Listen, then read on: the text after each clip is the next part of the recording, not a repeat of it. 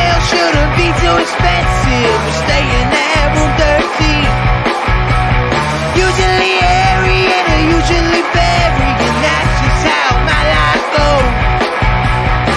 And I don't ever try to dress to impress.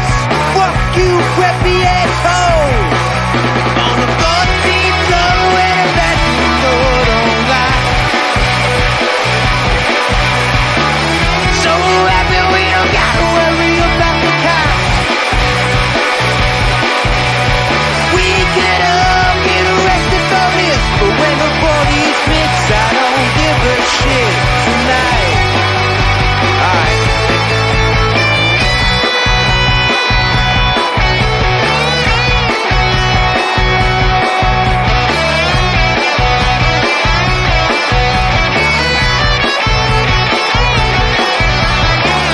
Now she walks in the bedroom fast, despite all the noise from the crowd. Now she's bedless on the bathroom sink. Her mother would be so proud. Gets on the deed and there's a line to go pee, but the bathroom looks like a war zone. Welcome in to episode 126 of Phired Up. Check us out at firedupsports.com. I'm Mike Gilletto. I feel like it's been like 3 months since the three of us have been on the show, and that won't happen again tonight. Dom is out. Me and Chris holding down the fort tonight. Chris, what's going on, man? What's up, man? Yeah, and I'm finally home from my world tour. Traveling Yes. across the United States.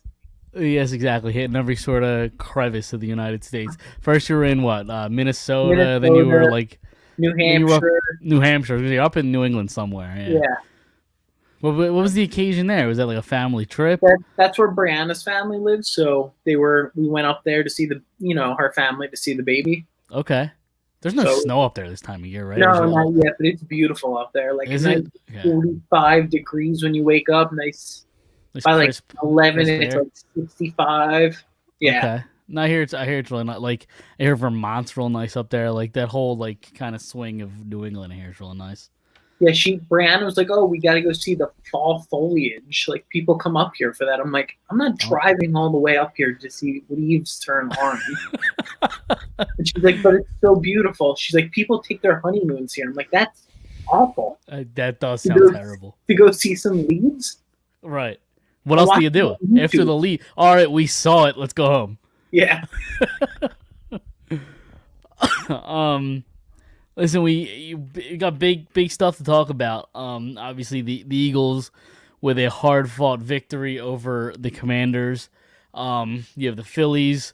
Red October starts tomorrow.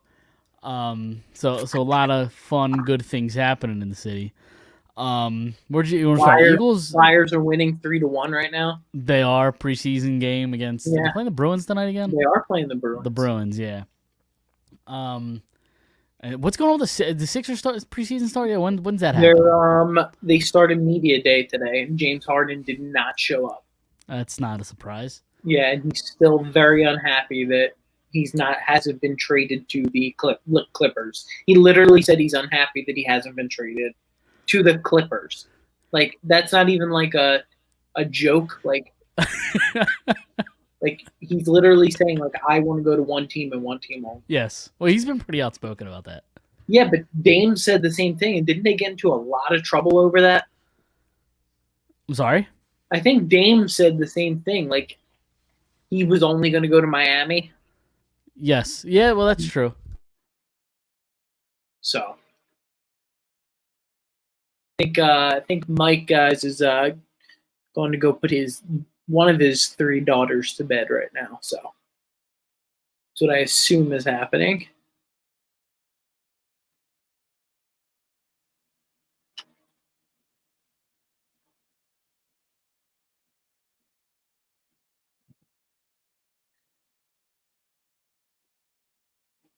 You're on mute.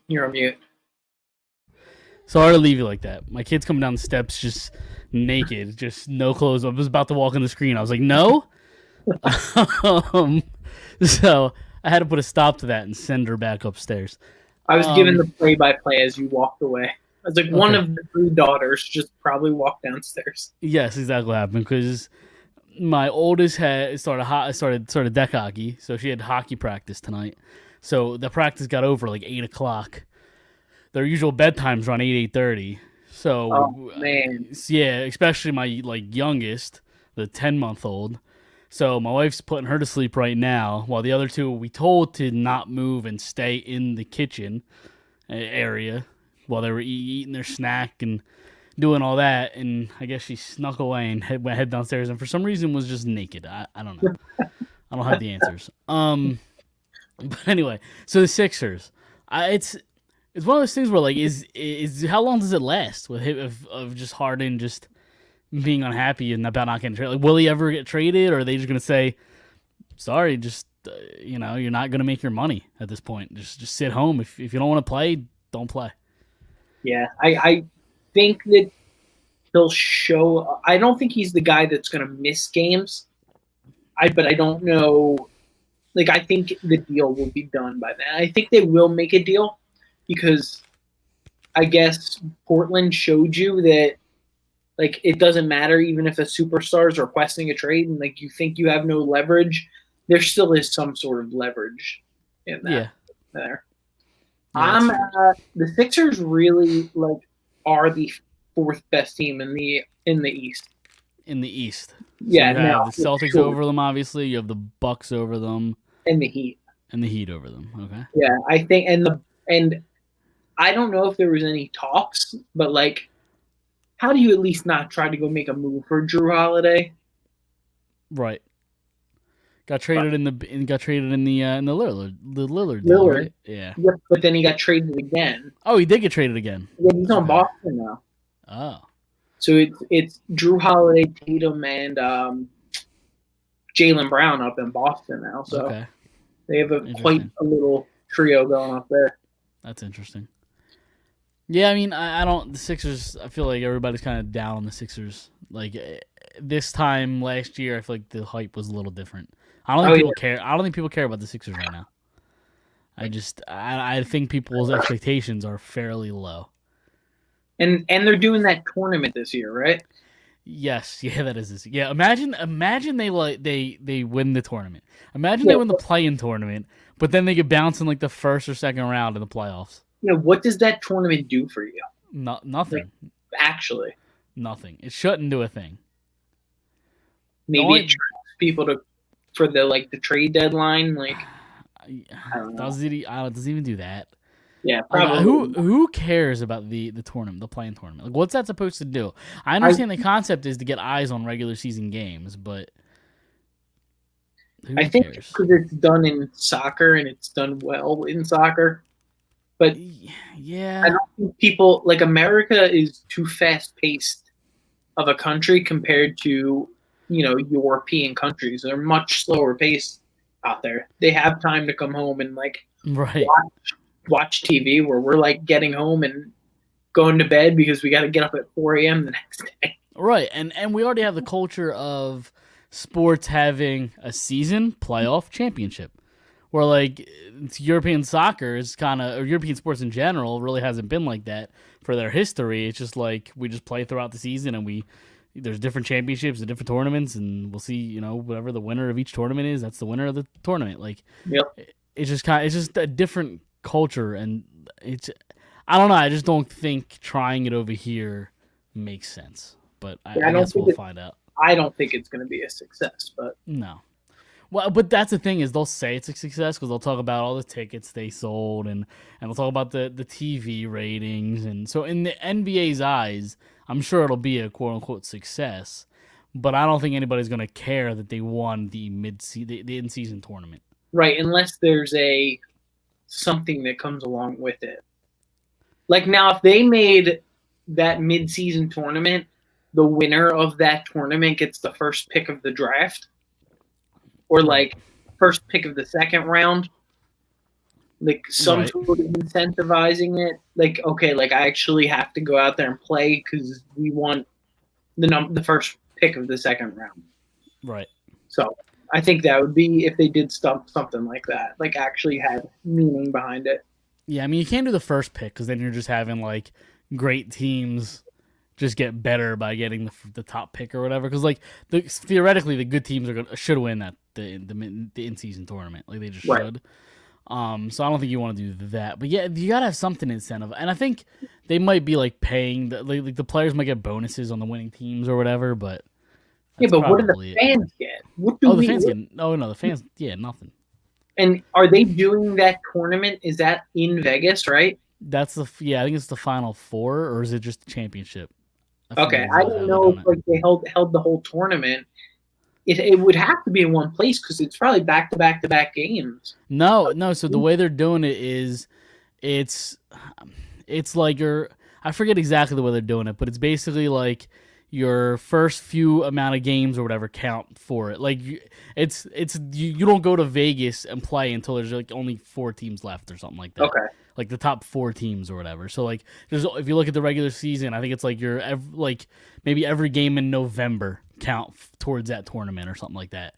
And then they divvy it up in the final, the best 4 teams, the best 4 records or whatever, I think go to Vegas. But you know what the fans will get, because and this will make the NBA a lot of money, I'm sure, is the in-season tournament winner, T-shirts, merch, ton of it. In-season tournament winner. Yeah, exactly. Like, I wouldn't wear that. No, I wouldn't. No. I just felt like you're saying though, like jerseys, like playoff jerseys, and like in-season tournament playoff jersey, and I guess that's kind of where they're thinking, where their heads are going. I'm not into it for somebody who's not a basketball guy. Yeah, I remember. I'll have to look at it because I do remember here, because I was just fascinated by the idea of it. I don't think it makes sense, and I don't think it's gonna work. I was just so curious as to how they were gonna do it.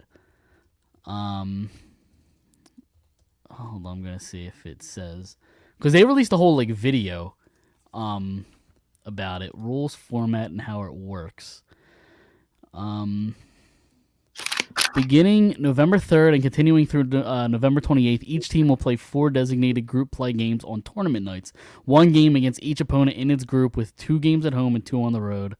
8 teams will advance to the knockout rounds. The team with the best standing in group play in each of the 6 groups will have 2 wild cards. The knockout rounds will be single elimination games in the quarterfinal. The qualifying teams will compete for prize pool and the new in-season tournament trophy, the NBA Cup. That's what they're calling it. So are you happy if your team makes the in-season playoffs but doesn't make the regular? No. If they're fourth seed on that but don't make it, like, are you happy as a fan base? Like, well, first half of the year we were good. Right, yeah. Well, we were good in November. So we were good in November. That was it. Yeah, I don't know.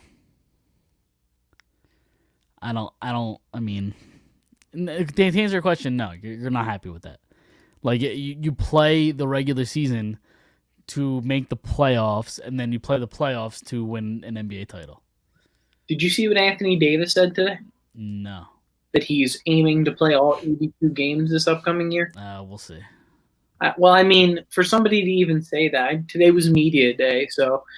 Did you see Jimmy Butler today? Did you see any of it? I saw Jimmy Butler's flow, if that's what you're talking about. With his emo look, he said? Is that what it was? He had the face, over his face and all the piercings on his nose and stuff. I saw the hair. That's about all I saw. Yeah. All right, so Anthony Davis, for reference, he played in every game, or he want to start every game? He wants to start every game, all 82. Okay. He wants to play in all 82 games. The most amount of games he started in a season is 75, and that was back in 2017, 2018. His last 5 seasons, he's played 56, 62, 36, 40, 54. Anthony Davis, there's not a snowball's chance in hell you play 82 games. I'm just telling you what he said. Okay. So you're saying there's a chance. There's zero chance. I'm saying there's zero chance. He's going to go out there and miss game 1. Yeah. I mean, good for him, I guess. I don't know. He's still in LA. Where's he at now? Yeah, he's on LA. Yeah, okay. All right. We could get into some Eagles talk then. Okay. So 34-31. They win a close one. I feel like a lot of people expected kind of a blowout, easy win. I didn't because division game. Washington always plays us fairly tough. But yeah, I mean, it was a hard fought victory, and at the end of the day, it wasn't the prettiest win, but a win is a win, which I kind of feel like has been a theme of the Eagle season so far. Yeah, which I'm worried about. Like, I don't like that a win is a win because you're going to catch a team that, like Dallas yesterday, like, they destroyed New England. Right, And- especially when you look at the 4 teams the Eagles have played, right? Vikings, Patriots, Commanders, and who's the 4th team? Tampa Bay. None of those teams are all that great. No, Tampa Bay's They're decent. They're solid. They're going to win the South, I think. Yeah, probably. Like Baker's not making mistakes. Right. He didn't look too bad against the Eagles either. It's just he had no defense that game. Right. Now he's a solid enough option for them. He's playing well. He's not turning the ball over. He's game managing for them, and he's been fine. Yeah. But like the 4 opponents that the Eagles have had aren't spectacular. Like if they play a great team out of their first 4, they're not 4-0 right now. I don't think. No. They got and just think they have Miami and Buffalo and Kansas City and Dallas twice. Still on their record to play. Yep. So, I'm a little worried, and I was actually going to talk to you about like, hey, we're a quarter of the way through the season. I know we're only 4 games, but like we're almost a quarter, I guess you could say, because they have the 17 games. But right, we're what's sticking out to you right now is like what give me an overreaction and give me an underreaction, and then I have ones too. An overreaction. Oh, overreact. That's a good question. Okay, you know what? Overreaction. I don't know that I believe this, because I also don't even think he's played poorly. I'm still not convinced Jalen Hurts is the quarterback we saw last year. So that's your overreaction. I think it's my overreaction. Yeah. I don't think he's an MVP quarterback. Yeah. Right now. Right now, correct. Right now. And what's your underreaction? My underreaction. What do you mean by underreaction? Like, what isn't getting talked enough about right now that's an issue? That people should be talking about. People have been talking about it. To me, it's the defense as a whole. I'm trying to think of something more specific. Linebacker depth, I think, has been a real big issue. Secondary, you know what I'll say. Slay looks like he's lost a step. Yeah. Okay. So my overreaction is that the defensive line is really good. That's good. Overreaction. Really good. Yeah. And then my underreaction is the same thing. Like that secondary is just something's wrong there. Yeah. I don't know if it's.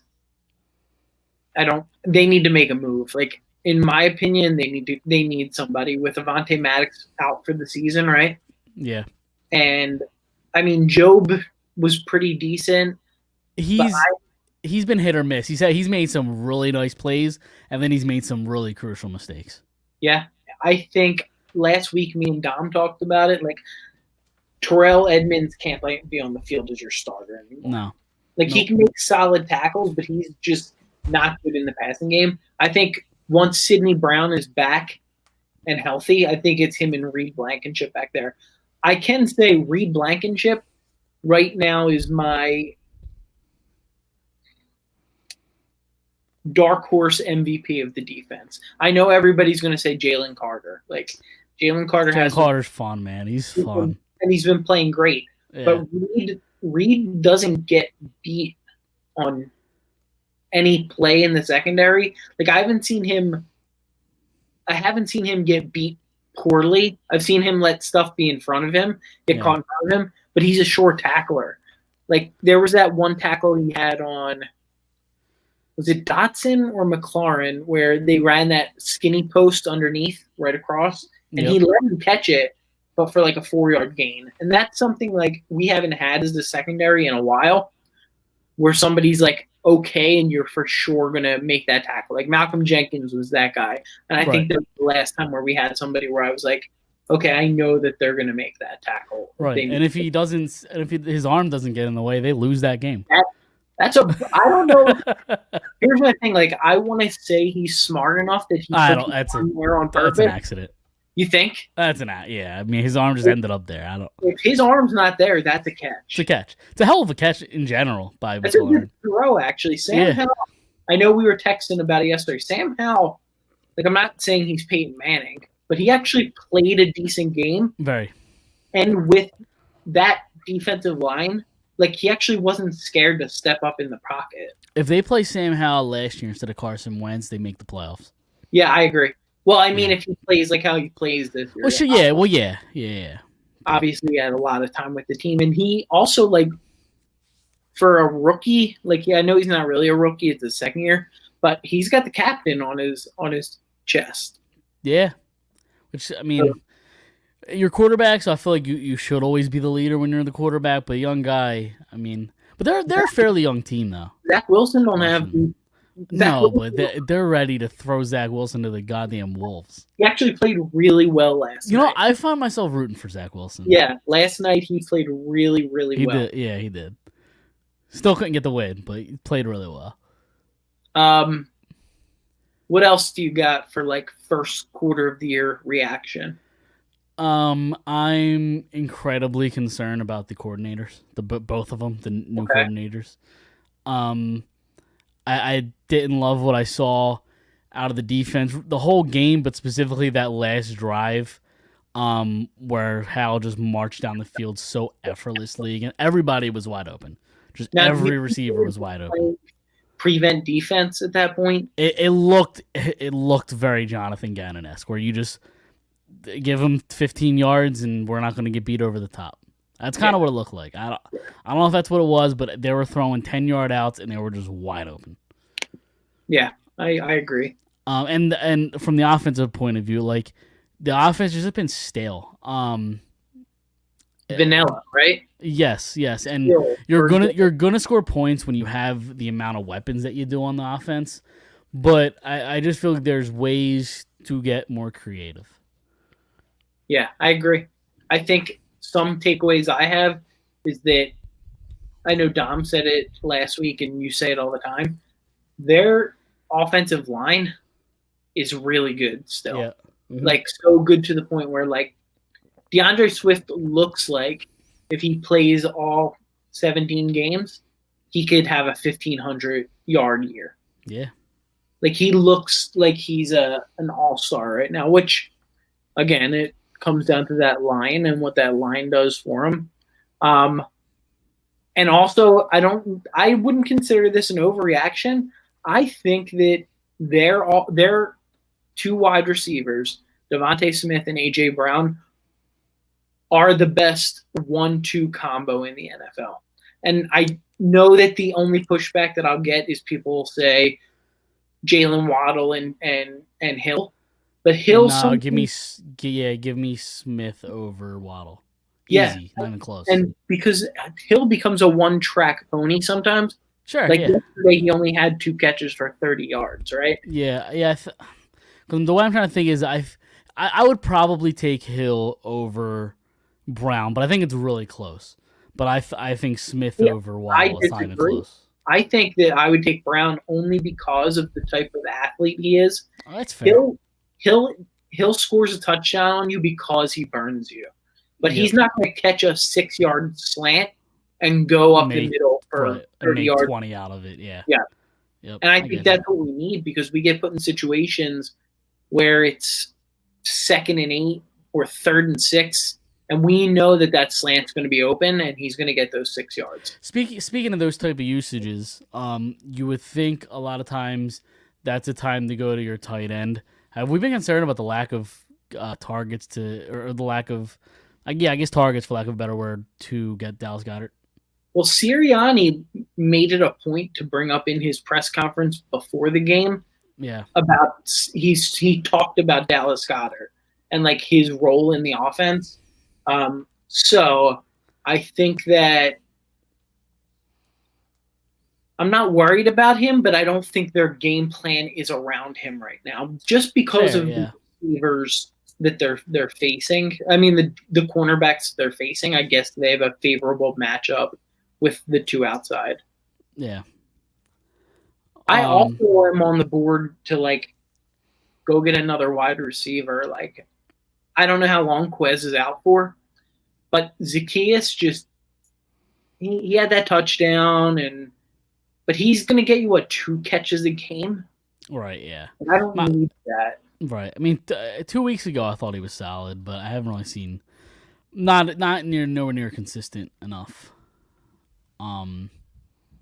For my liking. Another guy that I feel like people were kind of hyped about coming into the season was Rashad Penny. Is he just not part of this team? Yeah, I think he's a healthy scratch every week. He must have done something. Because I don't think he looked that bad in camp, right? Like I don't like not awful. Like I understand Swift is the better player and they like Gainwell, fine, but like, is he that worse than Boston Scott? I don't know if I think that his problem is that he also is somebody that can only run up the middle. Yeah. Like he's not gonna be able to bounce outside or be effective in the passing game, like the other, like all 3 of them are. You know what I mean? Scott, right. Swift, and Gainwell. Even though we haven't seen it much, but he can catch the ball. Yeah. Dude, Jason Kelce is the man. Oh, totally. Like he makes a block on a linebacker, gets his helmet thrown off, and still finishes the block. Yep. It doesn't even he put his hand up in there, like, come on, like, how do you miss that? But doesn't go and say anything to the ref, puts the helmet back on, and gets back Yep. in for that next play. No, I mean he's incredible. Just everything he's done kind of just for the city, and the fact that he's so beloved and is a center. I know. When do just offensive linemen just are that beloved? Dude, Brianna literally said to me yesterday, it's a shame that people are just starting to know him now, and he's probably going to retire this year. I'm like, no, that's not true. People have known him. Like, right, he's a first ballot Hall of Famer. Easy. I'm like, it's just because of him and Kelce in the Super Bowl and their mom and all of this. And the documentary and the podcast. And now now Taylor Swift. Right. Exactly. So, like, that's what the sad part is, because Jason Kelce is probably, I don't know if there's any better than him. Better than him in terms of what? Right now, like as far as centers. Like I know you can say the guy from Creed Humphreys, like, but the offensive line from Kansas City doesn't look great. Yeah, no, he's still probably probably the best center in the league, first ballot Hall of Famer, and I don't think he's close. Yeah, I don't think it. And I also think he doesn't leave Philadelphia even when he retires. Like according to the documentary, he wants to go like do farming and shit. Yeah, well, I think he wants to get his like that's what Connor Barwin was saying in the documentary. He's worried that he's going to have his hands in everything. Yeah, but like Barwin's still on the team. Like Barwin still is a special. Is he? I could have sworn Barwin went to like Houston or somewhere. Didn't he go down? Didn't he go somewhere for one point? Maybe, but I know he's on the Eagles now as like a specialist. I see him. I saw him yesterday. Okay. When Sirianni. No, I could definitely see him in either the front office or in a coaching role. The fact that he was like the fact that they picked his mind so much with, was it the Juergens pick? Yeah. Yeah, the fact that like he was so just back and forth talking to them about how much he liked him, and it tells me he's got a role in the front office when he's done, when he's hanging it up, 100%. Yeah, and I think he deserves it. Yeah, totally. He's definitely been the Iron Man for the team for years. Oh, totally. And listen, speaking of one of the best of all time, this is going to be a great transition. So they obviously win the game 34-31, overtime kick by Jake Elliott. Is Jake Elliott the best kicker in Eagles history? It's a tough question. Okay, so as far as clutch, or just the best? I would just say the best kicker in Eagles history. See, I don't know. Because I think the argument's there. Like, I don't think it's that far-fetched. No, it's definitely not, but I don't know if he's there where Akers was. Because Akers was... were you thinking somebody other than David Akers? No. It's either him or Akers, yeah. So I don't... Like, right now, or at the end of his career? Are you saying right now? Right now. Yeah, right now. I'm still going to just go David Akers right now. The clutch factor, is that what you're saying? Yeah. Well, I think Jake Elliott helped, kick field goals to get, to win a Super Bowl, so... Yeah, he did.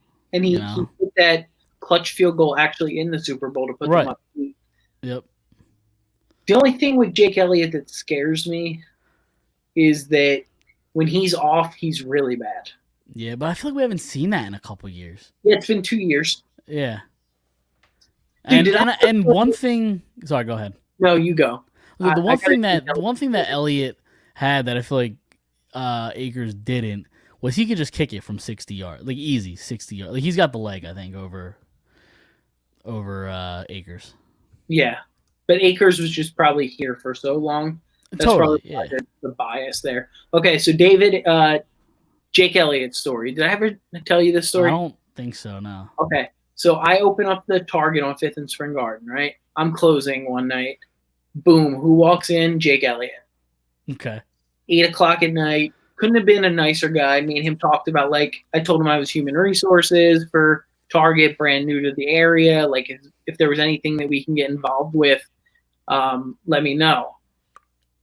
Next week, he comes in, and he comes and walks up to me, and he's like, yo, like, how's everything going? I'm like, actually, dude, you're the reason I lost in fantasy football. And he started laughing. He goes, would you want me to miss the kicks? I'm like, no, I didn't want you to miss the kicks, but I thought my guy was better. And he goes, well, who did you draft? And I said, Adam Vinatieri. And he said, I would draft him over me too. That's awesome. Super nice guy. Chicken Little. Yeah, that's what he called himself. Yeah, well, that's what Devontae Smith called him. Yeah. Oh, yeah. It was Chicken Little. Mailata said about him?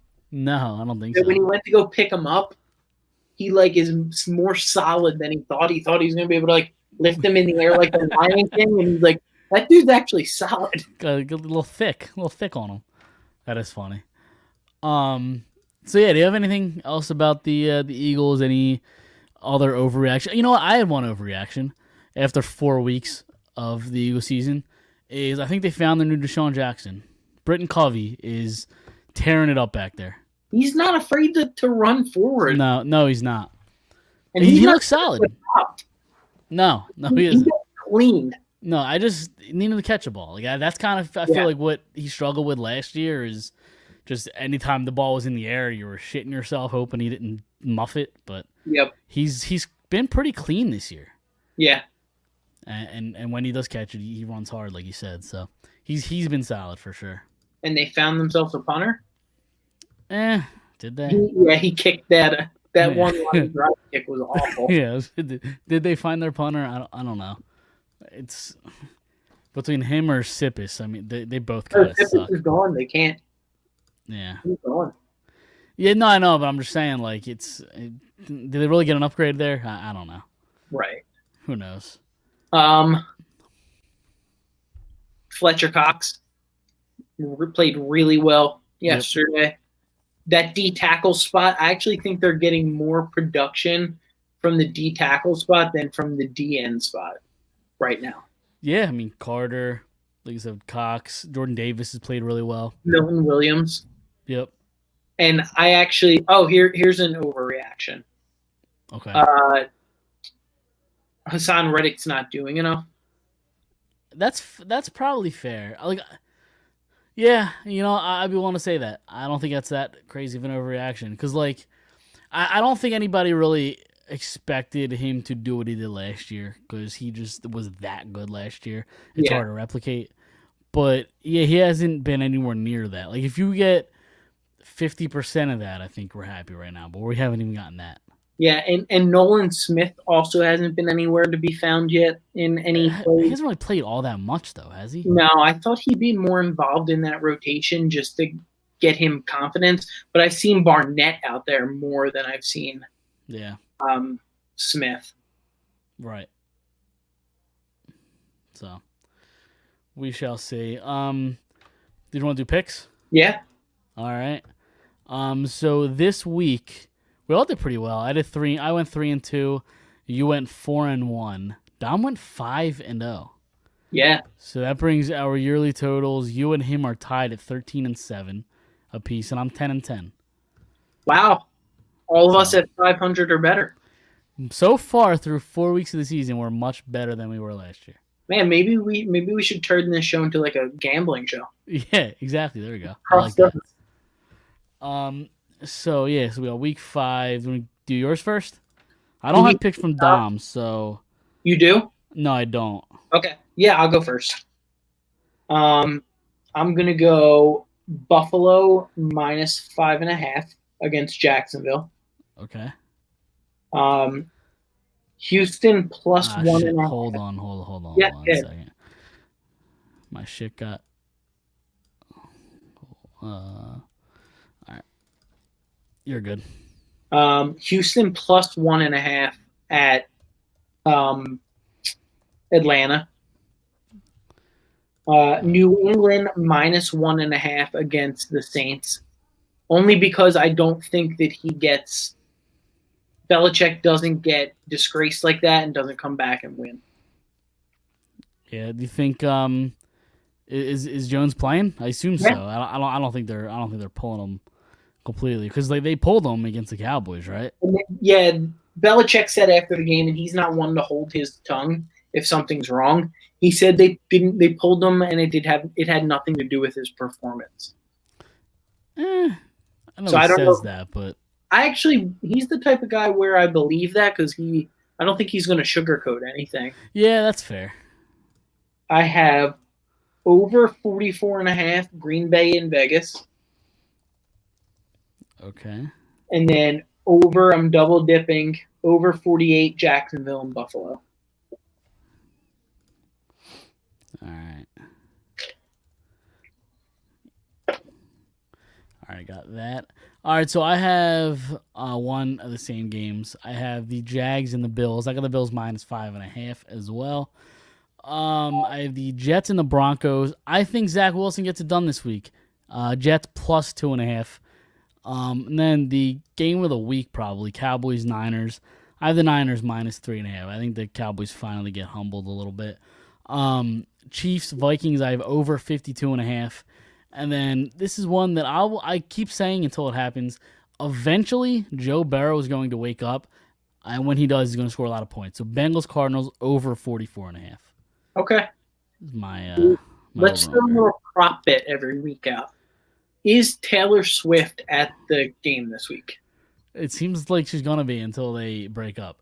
And then when they break up, prepare for a Fire album. Yeah. You know what I'm saying? It still doesn't make sense to me. There's such a weird, awkward couple that like doesn't seem like it would work. Yeah, but Kelsey kind of looks like he can make it work with anybody. He looks like he's that type of guy that's probably easy to get along with. Yeah, but he seems like such a douche. You think? Yeah, I get douche vibes from even him. after that documentary. Like, yeah. I don't know. I think he comes off like that, but I think I don't know. I think he's more humble than we think. Yeah.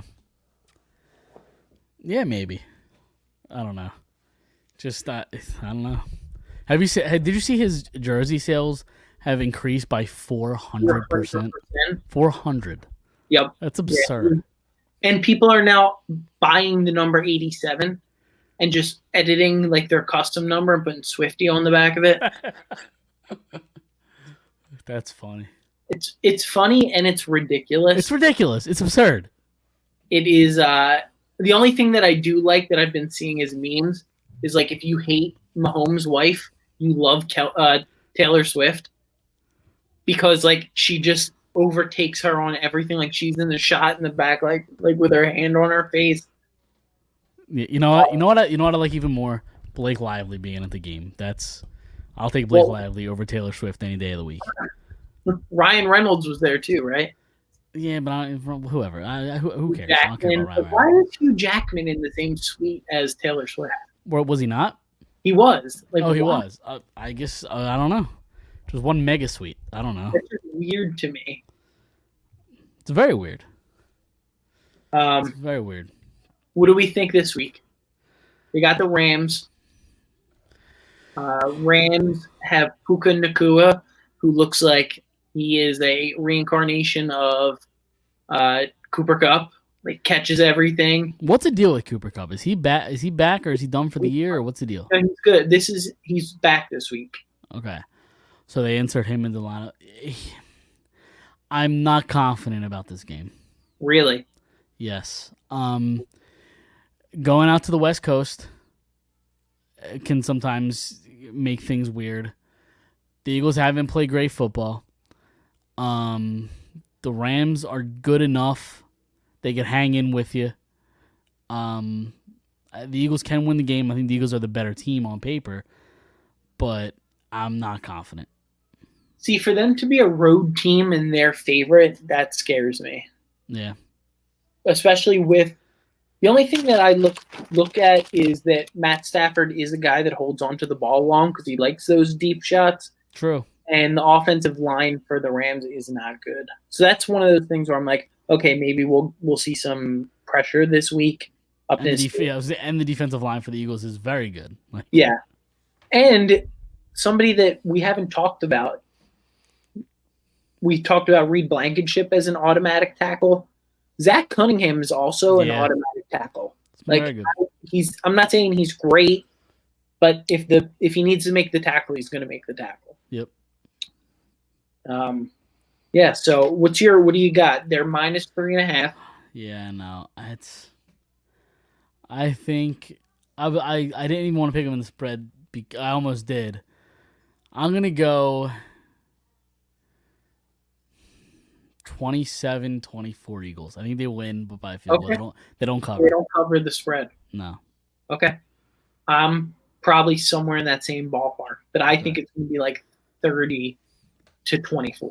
I do think they cover. I think they cover. Yeah. Yeah, it's the whole road, going on the road to the West Coast, and they haven't played great. It's a game they could lose. I wouldn't be surprised. Yeah. Dude, what about the Jacksonville Jaguars? So back-to-back games in London. Is that what happened? Yeah, they played there this week, and they're playing the Bills there next week. Are they really? Yeah, like, is the NFL just trying to make a statement to Shad Khan and say, like, hey, why don't you just bring them over here? Like, this is what we want. Because that's kind of what it looks like. Is that what they want? Do they really want a team in London? It's what it looks like. Like, it looks like they keep doing it every year. And Isn't that so much travel, though? That's what I think. It is a lot of travel, but it's now up to 4 games a year. And out of the 4, 2 of them is Jacksonville in London. They also that's one team's gonna have to do it 18 times, 17 times. Yeah, that's a lot, and then you're gonna have one team go. Well, you're gonna have to have them come over here. 8 times? There's not. What is it? Say 8 or 9 times, and then you're gonna have 8 or 9 times. It's other teams going over to London. Like it's just so much. I don't know. They would have to, for something like that to happen. The schedule would have to be perfect, where like they play 2 games here. And then whoever plays them over there comes off of a bye every week. But then is that fair to Jacksonville because they're always playing fresh off the bye? Yeah. So like I instead of trying to go to London, I feel like they should be trying to get teams in like Canada. Like I mean that makes more sense than London. Yeah. But I think there's a strong following over there. Well, they've built the following, and I give them credit for that. Because they've been doing these London games there for, 10 years now? Yeah. And what did they add this year? Germany, right? Is it Germany? Yeah, there's a game in Germany. Well, a couple years ago they were like Mexico City. I don't know if they're still doing that. Yeah, I think the international games this year. I'll check real quick. Yeah, I don't know what their long term plan is. Because like I've heard people throw out like just have a division of European teams. They can just play each other. That would be kind of crazy. Yeah, that would be crazy. I don't know if I would actually like that. Yeah. Because you, in your mind, you're always going to say like those guys over there aren't as good. Like it feels like the same thing as like arena football or something like that. Like they're Right. not the professionals. Okay. Yeah.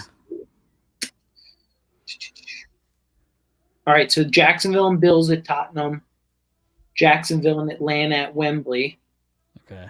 which just happened. Then the following Sunday is the Titans and Ravens at Tottenham.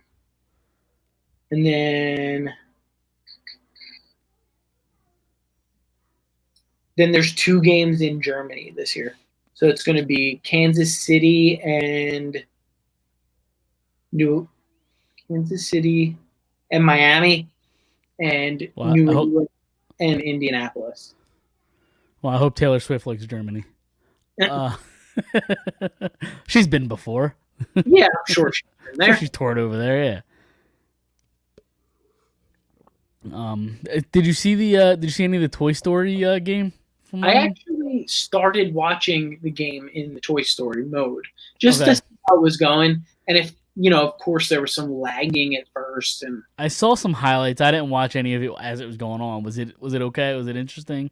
by the time they got it to where it needed to be, like wherever all the bugs were worked out, it was pretty cool because they were like showing side by side the real game. Yeah. It was pretty cool. Yeah. I saw one. I saw the Trevor Lawrence scramble for like 20 yards or whatever, a highlight of it, and I thought it was interesting. It's something new. I'm all about trying these new things. Yeah, good on Disney. That's a good way for them to build the youth into football. Yeah, I mean they've been doing it the last few years, like the Nickelodeon game. Yeah, the slime game or whatever they call it. Yeah. Yeah. The NHL's done it. They did it last year with Big City Greens, which is a Disney show, I think. Oh, really? Yeah, the NHL did a game last year. It was the Rangers and somebody. I forget who it was, but yeah, they did a game basically like that, animated. Big City Greens, I think it's called. They did a game animated with that. Okay. So these leagues are trying to get into the younger crowd, I guess. Good for them. Yep. All right, let's move on. We have some Phillies. Red October starts tomorrow. 8:08 first pitch. I'm all about the late game. Give me the late game. So 8:08. We were talking about it before. I think 7 o'clock is really the perfect time. I agree. I agree. But 8:08, I like it. I don't know it. I think like if they're up big, I'm comfortable enough to go to sleep. Right. I like 10:30 if I feel like okay, like it's 7-1. But if it's a nail biter, that's one of the things where you're up to like 11:30, and if you got to be at work the next day, you got to surrender a little bit of your sleep to watch. Exactly. Sleep when I'm dead, though. It's fine. Yeah. Yeah. Listen. 7 o'clock. I do agree. Is better than 8, but I'd rather 8 over like 3 o'clock. So give me the 8 o'clock game. I'm cool with it. So they'll play the Marlins. The best of 3 series. All in Philadelphia too. All in Philly. Yep, they're home for all of them. So, what are your thoughts? What's your confident level going in? We talked about this. Yep. I am confident that they're going to win, but I don't like the matchup. Okay, don't like the matchup in terms of the fact that they just always have our number. Or? Yeah, the Marlins just seem to have our number, and I know now that you told me Alcantara he's got shut down for the season, so that makes me a little bit more comfortable than I was. They still have pretty good pitching for what it's worth. They do, and they have timely hitting, which always winds up getting the Phillies. Like but I don't think they have consistent enough hitting. No. Yeah, I mean, last game of the season, I know at that point, I think they might have already had things locked up, but like last game of the season, they're playing the Pirates, they get shut out. Like, I don't know. Their bats can go very cold. Yeah. That's kind of all we need, and it's a matter of if you think Wheeler and Nola, which I know we kind of bat an eye at, if we can trust them to shut the lineup down. Yeah.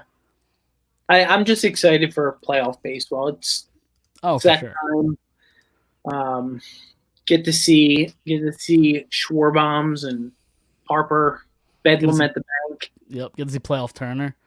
No, Yeah. he's batting like he's got like a 1.0 OPS since the ovation. Like he's just been ridiculous. Castellanos has heated up the last like month. Yep. JT. Yeah, JT's getting hot a little bit. Yep. Bones, Stott still hitting well. So you're starting. What's your starting lineup tomorrow look like? Starting lineup. Yep. You don't have to go in order as far as where they bat, but who's starting in center field for you? Starting in center field is Rojas for me. Okay. And who's DHing for you? Schwarber. So Bohm's in left field for you? Marsh in left. I mean Marsh. Marsh in left, yep. Okay. So Marsh, and then you got Rojas, and then Castellanos in right. And Harper then- first. Stott second. Turner short. Bohm third. JT. behind the plate. Yeah. Okay. That's the lineup. Yeah, that's what I would do. All right. Is that your lineup next year too? I know it's so far down the line, but is that your lineup next year? I think so. I know obviously the debate is what do you do with Reese? Do you let him walk, or do you resign him? If you resign him, that means you have to have Schwarber. I guess what do you do with Harper? Right? Is Harper your everyday first baseman at that point? Is his arm good enough to go to right field or left even? I guess maybe. And then the question becomes, you have a surplus between Rojas and Marsh. One of them, and Marsh has probably got to go. Right. Yeah, I mean, Rojas's defense is too good to let go. He's so steady back there, and it's not like he's been hitting well too. Yeah, he's not a bad hitter either. He's batting around 300. Yeah, he's not going to hit you home runs, but he play an elite level defense and hit 300. That puts you in the Hall of Fame. Yeah, it sure does. You know what I mean? So that's probably a debate for a different day. But I don't know what you do next year. So Braves, if we win the first round, what is your confidence level against them this year versus last year? Less. I'm less confident. Okay. Is that just their hitters this year? Well, yeah, I think the Braves are better this year than they were last year. And I think the Phillies pitching is worse than they were last year. Okay. And what do you think about the Braves pitching? They're probably worse. Okay. That's where I'm at too. I think they're probably worse. Yeah. That's fair. And the Phillies hitting's probably better, honestly. I think so. Yeah. So maybe that goes in their favor, but I just look at the Braves hitters versus the Phillies pitchers, and that scares the shit out of me. Okay. How far did the Phillies go this postseason? So they win. When is it considered a flop versus not a like when are we happy about the season? Yeah, it's a good question. Because I mean, listen, they obviously want to go to the World Series every year, but it can't happen like that. So if they win this series, would they play the Braves in the next series? Yeah, they would. Unfortunately, I think that's kind of where it stops. Okay. That are you happy with that, or are you calling for change? Well, here's the thing: is like, what change would I be calling? Like the changes I'll be calling for, I'm going to be calling for no matter if they win that series or not, because I think the pitching is so poor, and they need to fix the rotation so much that I think I'm going to be calling for that regardless. So, are you calling for Topper's job if they lose against? No, Okay. I don't think so. What Listen, about Dombrowski? I'm sorry. What about Dombrowski's job? That's the interesting one. Probably not. Okay. But he's got one more year to fix the pitching. Because like every year, I feel like we're having the same talk about the pitching. And so eventually, he's got to fix it. The bullpen's been better, but there's been times where it's like what happened to Dominguez? This Kerkering dude looks good though. He does. He does look good. And I still have no clue if they can use him or not in the playoffs. I've heard two different things. Well, the technical rule is if you're not on the 40-man rotation, if you're not on the 40-man roster before September 1st, you can't play in the postseason. And he technically wasn't. They called him up, I think, 2 weeks after that or 3 weeks after that. But if you put guys on IR, they just put somebody on the IL. I forget. Was it Covey? Yeah. So they might. I think you might be able to play him if there's an IL spot. So they just put Covey on IL. So maybe that opens a spot for Kerkering. He might be able to play. Or like I think if Reese goes on the IL once playoffs start, then he might be able to take his spot. I forget exactly how it works, but there's loopholes they can kind of work around. I think to get him in the playoffs, but like legally, I don't think he's technically allowed to pitch unless like an emergency situation for an IL stint or something. Okay. But he looks pretty solid. He looks solid. Yeah, he does look solid, and he's got a nasty slider, right? Yeah. Yep. So hopefully it's somebody they can add. Yeah. Are you worried about Topper making a analytical decision that's going to hurt them? It's funny because like how many times do I say it? I disagree with so many moves or decisions he makes, but they all kind of pan out through the course of the season, through the course of the last playoffs, and whatever Topper does, he does. I'm not even going to be mad about it because they've worked for him before. So we'll see what happens. Wheeler's dealing. They're up 2-0. I'm probably gonna and he takes him out. Yeah. 5 2/3 he takes him out. 5 2/3 takes him out. Alvarado comes in. Walk, home run. They lose the game 3-2. We're gonna be crucifying them. Yep. Yeah, exactly. No, totally. And totally. Well, guess what? Your boy's now out there. So my boy's out there. Who's my boy? Needs Gabe Kepler. Gabe Kepler needs a job. He does, yeah. They're not hiring. They're not hiring Gabe Kepler. That's one. No. That's one guy they won't. No, I don't think so. He could be their fitness instructor. True, it's a good point. Some of those guys could use a little bit of fitness. Schwarber, I'm looking at you. Yeah. But nah, you always hate on Kepler. Guy just got whacked, and you're dancing on his grave. I am, and I actually was talking to a couple of people. I don't think he has a job. I don't think nobody is going to hire him. That wouldn't surprise me. Like I think he's got unemployment coming. You don't think he'll be like a bench coach somewhere? Yeah, I don't. But no. I'd actually rather this than please don't put him in a broadcast booth somewhere. You don't think I think he'd be good at it. You don't think so? Awful hearing his voice. He's a good talker. He's a good speaker, though. He's a good. So? Yeah, he has. He communicates well. He articulates very well. Yeah. But I don't want to hear him talking about like his success. And, like right. This is how you got to do this. Like, dude, come on. You hate yourself, Gabe. You hate Gabe Kepler. I do. You're just a big Gabe Kepler hater. I do. And you know what would be even worse? And I got this like gut feeling. Buck Showalter steps down and all this happens, and who shows up? The Mets. Gabe Kepler. And then he ruins us for like 5 years. He wins 6 World Series in a row. Yep. The Mets need help. They are so bad. Yeah, they are. I don't even know what they do. Their payroll's gigantic. They gotta that cut are as old. they can. Like Alonso's got to go. Well, he's a free agent, I think, isn't he? Is he? I think Alonso is. Okay. Lindor just signed that deal though, like a couple years ago. So Lindor signed for a while. He's got to go. Yeah. I don't even know who else they have. Where I'm like, that closer who makes all that money. Edwin Diaz.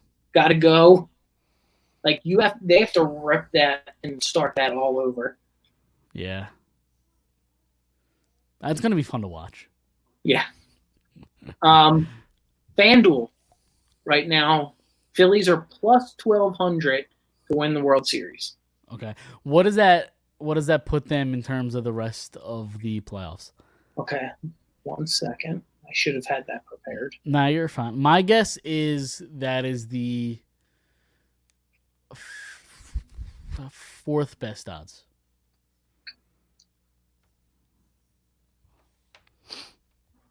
Just off the top of my head, that's my guess. Sorry to put you on the spot like that. No, you're good.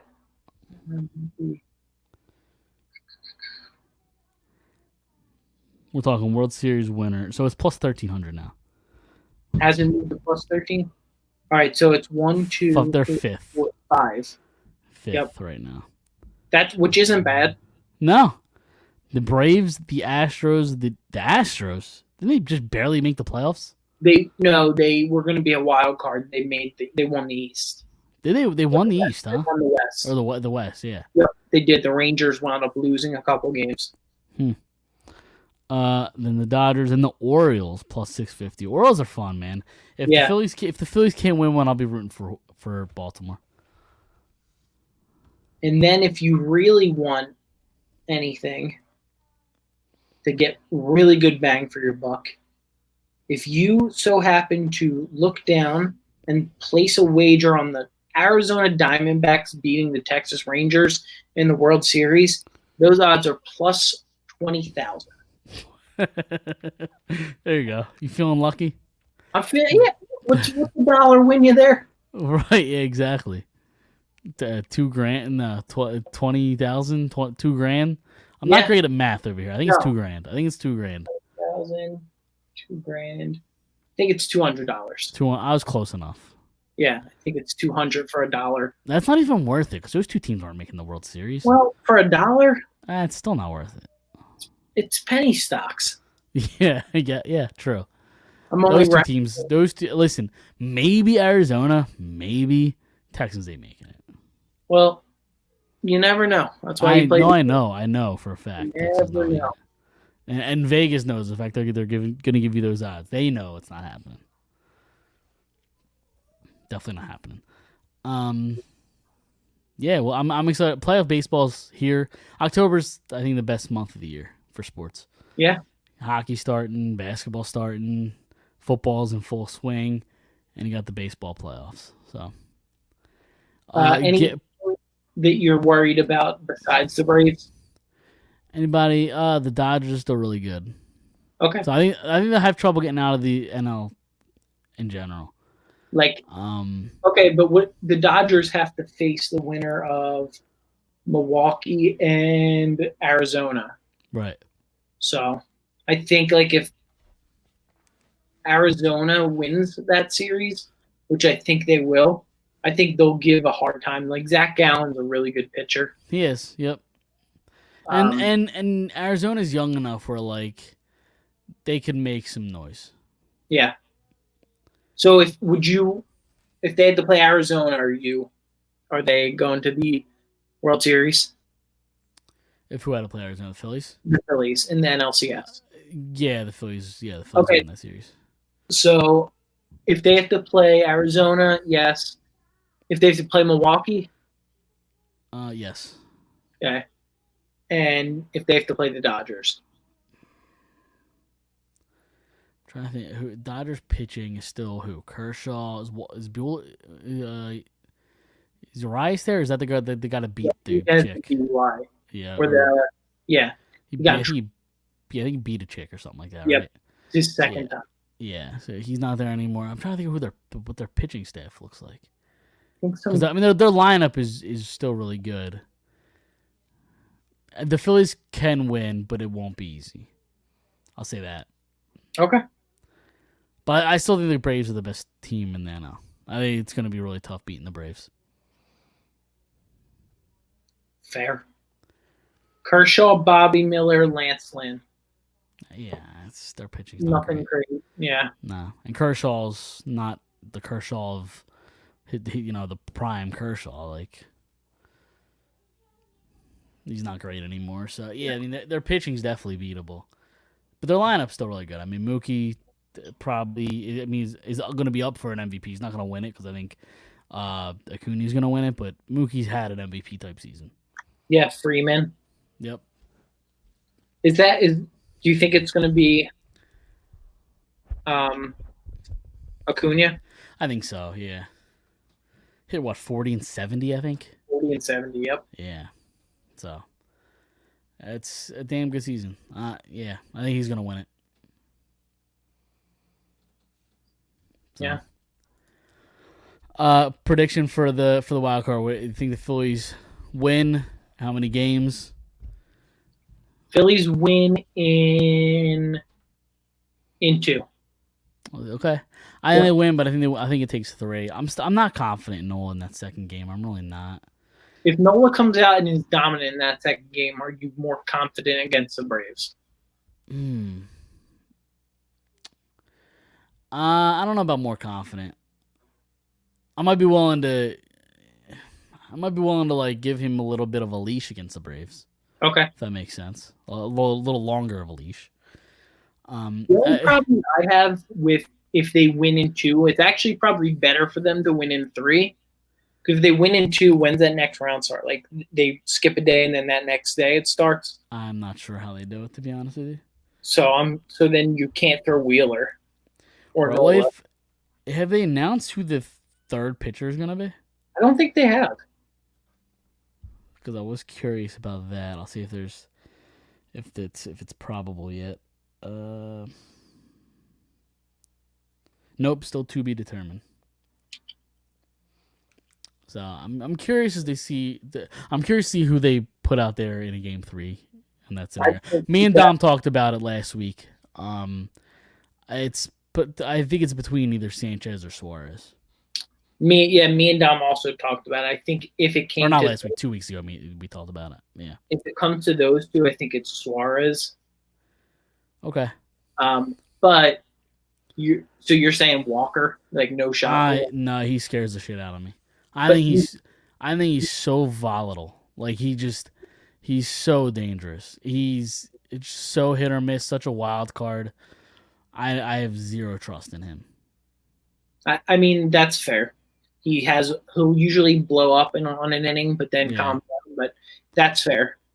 Yeah, like we talk about Nola's inconsistencies. I think Walker's might be worse. Yeah. But I don't know. We shall see. I'm just excited to watch some playoff baseball. As long as Angel Hernandez isn't calling the game. How about that, huh? Good for Bryce making a little moment out of that. Dude, I read his Wikipedia the other day because I'll just like put myself down rabbit holes where I'll be like, Angel Hernandez, let me read about him. Do you know how many times his like calls have been reversed?